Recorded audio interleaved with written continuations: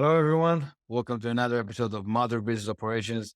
Today, I have the pleasure of hosting Farheen, or Far, Director of Global Change Management and Learning and Development at Gilead Sciences. Thank you so much for joining me. Thank you so much for having me. I'm excited to talk about change management and learning and development. Awesome. Well, let's start with the easy stuff.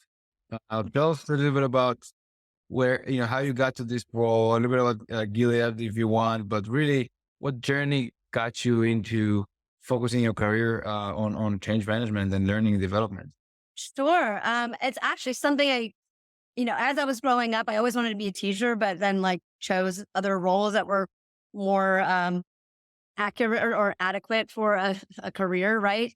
But I always seemed to always fall back into this thing where I wanted to teach my job instead of do my job, which was really, really funny. But so I would do my job and always get it done early. And then I would train the new hires on whatever I do. So when I used to work in banking or advertising, or even supply chain, right? And logistics. So I decided to make a switch about mid-career or, a few years in at least, and went into learning and development or training. And got my master's in education, focusing on adult learning and the learning behaviors of adults. And because I just really loved teaching, and I got a role at Cisco and now at Gilead Sciences. And so I've kind of grown up the chain there. I started as the manager of learning and development and now the director of global change management and learning and development. It was just kind of a nice little transition from learning and development to the higher umbrella of change management. So I've been here for 8 years now and loving it. Nice. Well, change management is an interesting topic for me. I said, had multiple conversation, on this podcast in the past, and find myself saying multiple times that change and progress and innovation are basically the same thing, just from a different angle, right? Like you want to innovate or you want to make progress, you got to make change. But when you think about change, you always think about it from a negative, or I don't even know if negative, but there's from it's hard to do. It's there's pushback and all that stuff. And so maybe let's double click into what is change management, and Sure. what are we actually trying to solve when we managing change? Yes. Well, change is not easy for any of us, including myself, right? So it is my job to help others get through the process of change. Change management is really around, managing change and the kind of the grief curve that goes with it. Change is not easy. So it's more about, helping our users, our stakeholders, our employees, whoever the end user is really of that change, get through the process of it, right? We're looking at that transition period and understanding them, hearing them out. So I always kind of joke around, but it's kind of like being a therapist, right? Like where you listen to what their needs and feelings are, and then you kind of bring it back to the team. And you're like, okay, well, this is what we're hearing from the ground, right? This is what we're hearing from our employees. And this is how we can make changes. And that's my idea. We have to go through the ideas of change. And these are some suggestions on what we can do to make the project better. So it's coming back to the project team with those thoughts and feelings and needs of the end user and, actually making some positive change within the company. Now, not everybody loves the change at the end, but it is something that it took a lot of forethought. We took a lot of their thoughts and feelings and needs into account. So change management is about kind of that process of listening to other people, understanding what they need, bringing about change in a way that they would accept it. Yeah, something I feel like, and I wonder your experience with it, is a lot of time an afterthought. As you kind of describing the pre-planning of it, I think that the cost of change is not always being thought through. Is that common for people to plan for change, or my feeling of it is the more common thing? A lot of people, or I'll say a lot of organizations, at least in the past, and I have seen a switch over. A lot of organizations in the past did not put a lot of time or thought or effort into like really understanding it. They would just go through with a project. And so, they're like, okay, well, we have this vision and they kind of push it through. And it's not really necessarily the best way. And you would get a lot of, people stammering or not wanting to do the new tool, the new process, the new policy, or the organizational change. So now I think there has been a shift in like ideologies in a lot of companies and organizations where they are understanding that I think the need is that you need to ask folks first, ask the people that would be most affected first. And so that it can be a little bit of smoother transition and a better like go live, or the support that will be needed afterwards will be less. So the timelines can be renegotiated or reassessed. Like what we're actually doing as deliverables on the project can be reassessed. And I like this like kind of new shift in the organizations that I'm seeing. I see a lot of new open jobs and things like that around change management, because I think organizations are really understanding that this is a need. And it was an afterthought, like you were mentioning, Sagi, before. So it's a nice little shift. It isn't perfect, but it is a nice shift. Why do you think? Why do you think there's finally more focus on that? I think Yes. Yeah, I think organizations were using a lot of money to push through these projects, right? And then without very high adoption rates, which, then you like look at your ROI, your like return on investment, and you're like, wait a second, this didn't work out as well as we wanted to. And our users are more befuddled, or, they don't want to use this new tool or new processes. And so then it ends up taking another project to fix that project, which then doubles in the amount of cost, right? Used.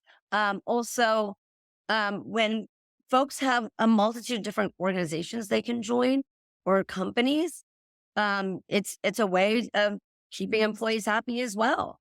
And so you retain employees and you lower the costs of basically having to do another project if you take into account end users at the very beginning of the first project. The line that I found always intriguing, and I love that it's literally in your title, the, that correlation between managing change, um, learning, and development are like three angles also, in a way of, right, the process, right, where the change management feels like, at least sounds like, controlling the chaos, or controlling managing the debris, if you will, of like the explosion, while somewhat from like a preventative aspect, while development and definitely through learning is getting better and sort of improving. And obviously those goes side by side. So I like what you said about, it's part of is the design of it up front, right? So they thinking about that user from the get-go and designing it with that in mind. How much do you see in that work, when you manage a project of any kind? It doesn't matter if it's building a road, or creating, like it can be like many different versions. There's always a cost analysis of some level that you do, right? If you're more mature, you do a very detailed one. But even on the very simple way of like, how many people would we need for this and how long we're going to take, that is also a cost analysis, right? Yep. What I saw through my experience, again, curious your thoughts, is the cost of change is a different part of the after fact after the fact that people didn't kind of equate to, right? The adoption is a big piece you mentioned, or the lack of adoption, if the change wasn't managed correctly. But there's also what is the cost associated with it, and how do you add that to the ROI of the entire project to begin with? Are there methodologies that are best best practices of how to do that correctly? There are some best practices on how to do that stuff correctly, of course. And that's generally like looking at budgets and ROI and like costs um, are generated on the project manager. And of course, if you Google plenty of things, there have been studies right now as we look at is it better to retain people or get new people? That will just do what you ask them to do from the get go. But then, when you do another change, there's going to be a loss of employees, right? So there have been many studies on just a plethora of different topics here. But at least, in the organizations I've been a part of, I've been a part of tech, I've been a part of biotech, I've been a part of consulting, things like that.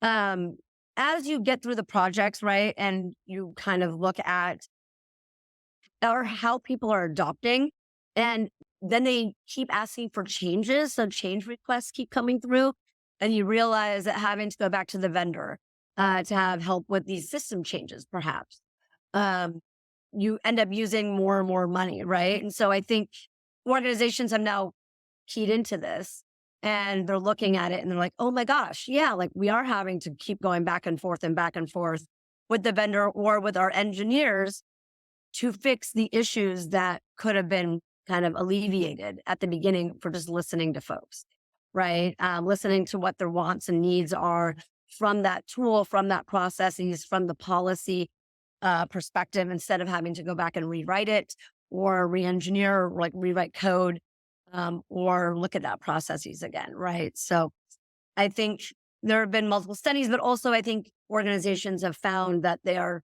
using less resources to update what they could have just done in the very beginning. Okay. Interesting.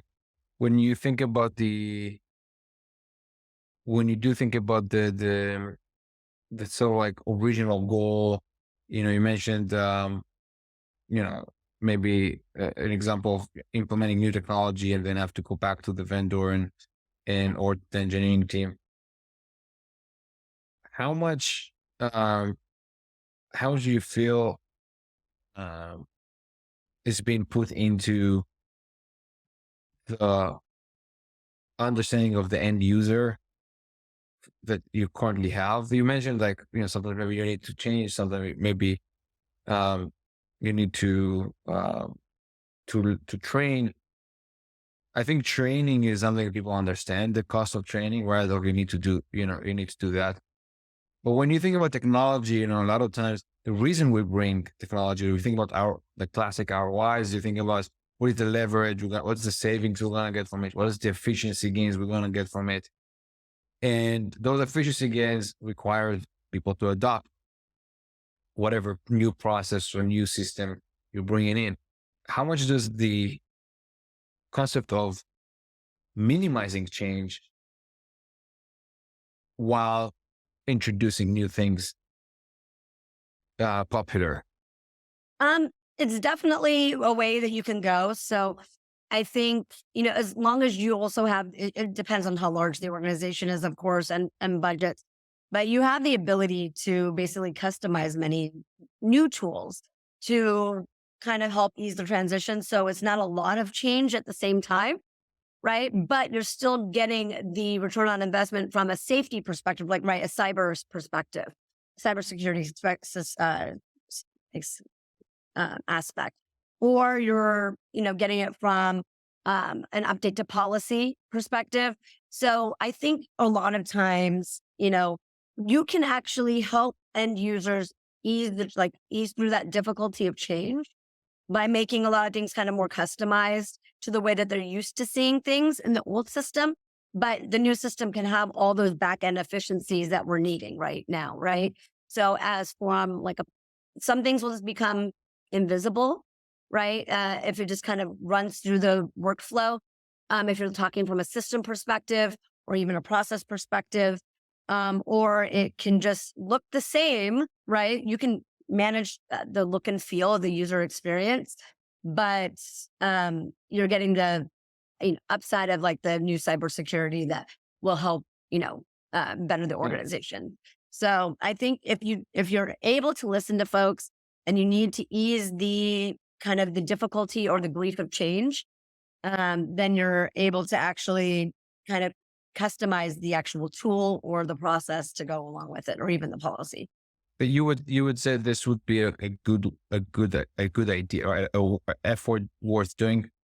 I think it is an effort worth doing. I think it depends on how well you know your employees, right? And not to kind of go into the sociology aspect of it, but also understanding who your employees are and like the different generations and how they will tolerate that change is a really big aspect of it. So, there are different generations or even just different types of people that will tolerate change a lot easier than other folks, right? So, understanding who your employees are or who the end users are is a really, really big aspect of that.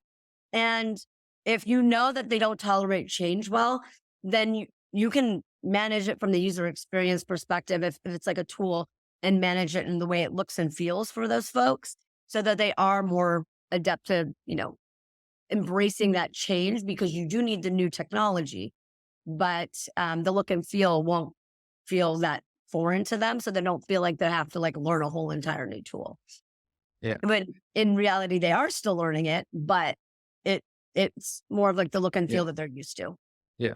No, and I think that's important. I think the sociology of it is important. Actually, I've had the fortunate to talk to a lot of different folks, with the podcast, and a lot of operation leaders, you know, that are responsible for, implementing new processes and new tools, and improvements of existing way of doing things, right? And so that, facing change is a lot of it. And one thing I find myself say a lot is that, operation people are product people. They just don't know it yet. And I think, and I think a big part of it is exactly what you're saying. You gotta understand your end user. Now, if you're a product person, that's the first thing you do, or a marketing person, immediately, or the personas, what do they care about? How do I get them to get to the finish line that I wanted to get to, while understanding what they value, what would count as a valuable time for them, and so on and so forth. Like those user journeys, and I agree with you. I see this a lot more in the last, I should say, 5 years, where you get to see more the flexibility maybe of the technology is one thing, maybe the flexibility of the workforce, right? When you have more remote as something that got forced on everyone, it opened up, scenarios where in the past, this is just how this company ran. This is just, this is our headquarters. Everyone got to do this, got to do that, you know. And like you said, also people have more flexibility themselves to go and choose where they want to work. So a lot of that combined, to me, felt like the madness of when you're trying to build a product or sell a product, because when you have less control on the audience, and it's more up to you to make the effort to understand the audience, design your solution in a way that they would find benefit. You can't just come and say, just do it this way, or Yeah, exactly. I mean, if you take that tops down approach where, executive leaders are just saying you have to do this, which is fine, right? Sometimes there are some things at work you just have to do. Yeah. And, you sign up for that when you decide to be employed by them.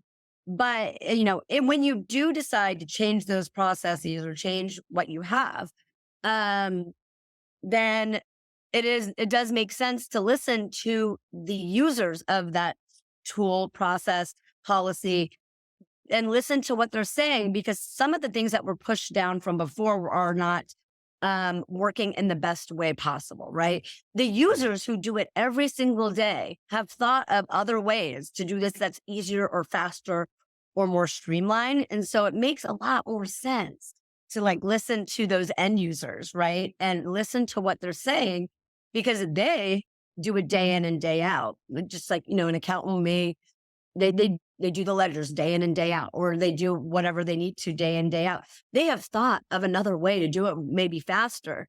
And I can guarantee if you just ask the folks on teams, um, what they like and what they don't like about the tool and like how they could do it quicker, they may have already found out different ways that they could have used Excel faster, right? And so it makes sense to listen to those people at the end of the day, because they could be helping to save the like organization or the company money, because they could have done that thing faster, right? They could have streamlined that process where it was not thought of at the very, very beginning. And so I think, listening to your employees is really, really important. Of course, things will be pushed from the top down approach, but also if you're deciding to do that, but also looking at what employees are saying, I think it's a win-win situation, right? You're going to make this change for this system, but then listening to what people have been using before and what their struggles have been can help make the new system way easier to use. And so just listening to folks is really important. Yeah, and I think top down always needs to be there when you think about what it is that we want to prioritize. Right, like I think people are also looking for that, right? So that's the expectation. But how to do it, so like the difference between what to do and how to do. Yes. I completely agree that the likelihood of someone high up that is not doing the job every day, to know how to do it better is less likely, definitely in a vacuum. So I think I think this is a really good and important tip here, right? Is when you think about managing change or a project, that's serving the land, if you will, and understanding the personas, understanding what's been working or not. There's a funny a story I've heard one of the social medias like a few weeks ago, where there was this really complex. I don't remember what the actual factory did, but where they had to kind of remove bad parts, and the engineers from the top down, architects build this prototype and plan of building this extremely expensive machine with like millions of dollars, and will take months to, if not years, to bring, right? And then the CEO went to the factory floor to see the problem with his own eyes, because he said, "I just, this doesn't make any sense." And when he found that there's on the beginning of the assembly line, there was a fan that someone put that would pushing out things, and apparently, this kid intern saw the same problem, but realized that the things that you need to remove are lighter than the thing that you need to keep, and just putting a fan, like literally, house fan in front of it would just take out the thing that they take out. Which is, I just think it's, I didn't do justice to the story, but I think you get the point. Is Yeah. that those examples where sometimes it's actually the solution might be a simple thing. It might be something you can attach outside of the coin system for this one edge case that actually is a blocker for the entire process. And maybe since you wanted a better outcome and you looked at it top down, you might have over-engineered, over-complicated, invested in a project that is actually a much simpler solution if you actually do the groundwork. Exactly. If you actually look at if you take the ideas from folks, they've already re-engineered things that you have never thought of. right? And you're right. The top 10 approach is really necessary for goals and what we should focus on and what is the organization going towards, right? What is that mission? What is that vision we're looking at? But a lot of people already who work on things operationally have already reconstructed certain things to make it work faster or smoother for them. And the people are really, really they have a lot of ideas. They're little inventor. Everyone's a little inventor in their head. They're a little entrepreneurial, right? They're all thinking of different ideas and different ways to make things better. And so they've already done some of the work for you in theory, right? From a tops down approach. If executives are wondering what's going on operationally, they should definitely talk to those folks because they've already kind of remastered some things to go faster because the tool wasn't working the way it was expected to, right? When they first joined, they realized that they used to use this old process at the other company that actually they can kind of implement here and things start working more efficiently. People have great ideas. You just have to kind of listen to them and give them a little leeway to kind of leeway to do it. What motivates people, I've seen in some certain studies, is that they're kind of given the leeway to do what they need to do and what they want to do. I know other companies or other organizations used to do a free day once a month that where you're just okay, just ideate, right? Just think of ideas and think of how you can put that together and bring them to the table, right? You don't have it's a day off of doing your normal operational duties, but it's a day to ideate. And we want to hear those ideas. And a lot of companies have done really well for it. I love it. No, this is great advice. Maybe on a personal level, I always like to ask, what is, from your career, from, early on, what is advice that stuck with you and you like to pay forward? Okay, so a couple of things, right? So early on in my career, I used to work in kind of marketing and PR and advertising. I learned that you should document everything. So any conversation, anything that someone needs done from you, and you have that conversation back and forth, either on an IM instant message, sorry, or a Teams message or a Google chat, or any chat of any sort when it was Skype or whatever you used, or on email, right? So make sure you keep documenting everything. If your manager asks for this and then you talk, have a conversation, everything's documented. So at the end of the time, or if a project doesn't go well or something else doesn't go well or performance review time, you're able to pull it back up and you're this is what I was able to accomplish. This was all my goals. Or if something doesn't go well, you're well, we have these conversations. You're able to back up because, things, you need to cover your own butt sometimes, right? As bad as that sounds. Another piece of advice, I think, just kind of going forward, and this is just me being from an education background, right? Be a lifelong learner, be open to change, be open to thinking outside the box more so. And again, change is difficult, but if you can, if you're open to thinking outside the box and trying new experiences, kind of changing the mindset, where you're just okay, everything's a kind of a new thing to learn. You kind of just don't get so stuck in your old ways. And you're able to kind of think in a different way. It actually helps open up the mind, to think in another way. If you're just open to learning about other processes, open to learning other things just in life, right? I've never picked up a guitar before, but I'm a musician. It doesn't sound like a bad instrument to pick up. I can maybe try it out and you never know. I may learn a new skill. I may realize I hate it, but at least I gave it a try, right? How do you know if you like it or you don't unless you try it? Given there are some things that are way outside on the personal spectrum that you may not like and you already know you don't like it. But, there are certain things that, if you're open to learning new things, then you may be opening up yourself to a whole new life too. You never know. And then learn to advocate for yourself, for your pay, for your promotions, for what's really on your plate. What are your actual responsibilities from a professional level? and just advocate for yourself on your personal level too, right? If you don't like doing that, you've tried it, you've kept your mind open, be able to say that you don't. So I don't think enough of us stand up for ourselves, or a lot of us have grown up as people pleasers, myself included. It's there are just new things you're constantly learning, and new experiences and new life skills. I could agree more. I think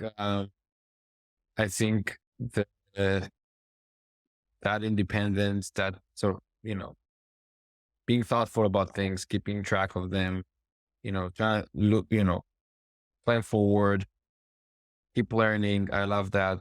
Cannot agree more. I think, new skills, but sometimes new perspective. I wish Yeah. we definitely can use society to be a little more open to different ideas these days. And so, yeah, this is great. Well, Far, thank you so much for this conversation. Thank you, This was Sagi. I this was a appreciate blast. it. If anyone want to chat with you or contact you, what's the best way to do that? You can find me on LinkedIn. Um, I'm not sure if everybody will be able to see my full name here, but it's just my full name, no space, on LinkedIn. At least for the URL, or like Farheen K. And then you can look up, change Awesome. management, and I should pop up. Nice. Awesome. Thank you so much. It was great to Thank you talk so to you. much. Appreciate the time. Have a great night.